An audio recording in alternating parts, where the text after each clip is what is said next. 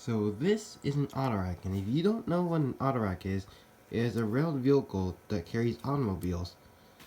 And I'm sorry if I don't sound like my normal self. It's because I'm currently sick, so yeah. 3 days later. So going back to the first car I showed you, which is a 89-foot tri-level autorack, which is built by TTX for the Union Pacific Railroad. I decided to get this because Union Pacific has a train that's made up of completely autoracks, which transport Teslas out from Fremont. I have shown you some videos in the past on YouTube. These Tesla trains can be found almost anywhere in the Bay Area except for the peninsula.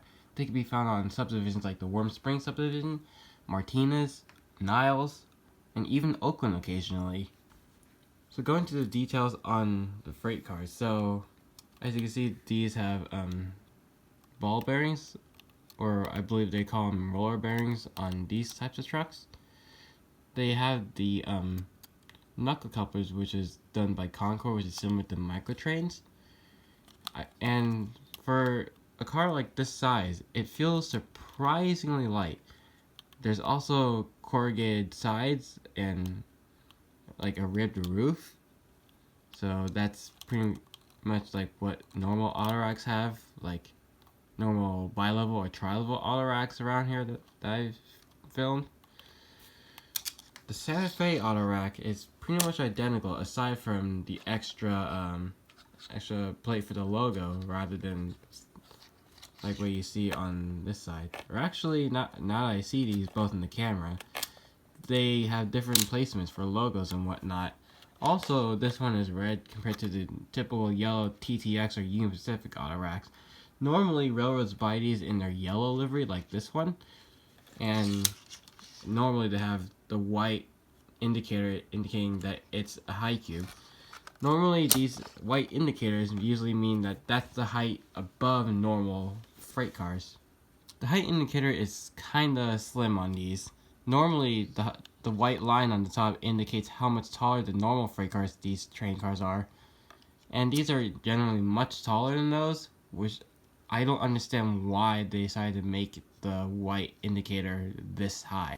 I will say this is a first from Concord from supplying metal wheels onto all of their trucks. Originally, the Santa Fe autorack had these weird sets of clubby couplers. I forgot what they're called. I think they're called Coddy couplers, where they're just weird boxes like this. And usually this means that they cannot connect with a lot of my other rolling stock.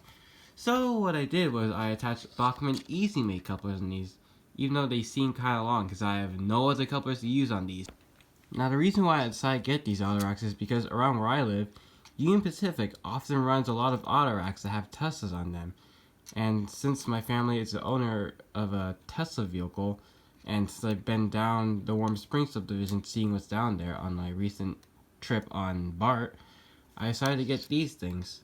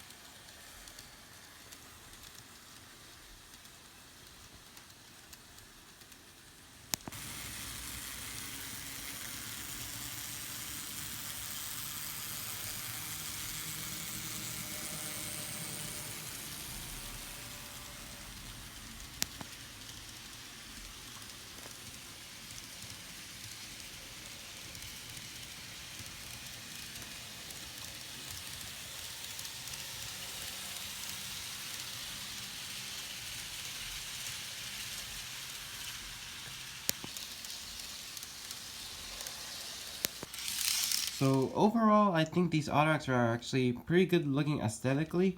However, I will say when operating, this particular Autorack did suffer a few minor mechanical issues, as you probably saw a couple times where maybe one axle was off.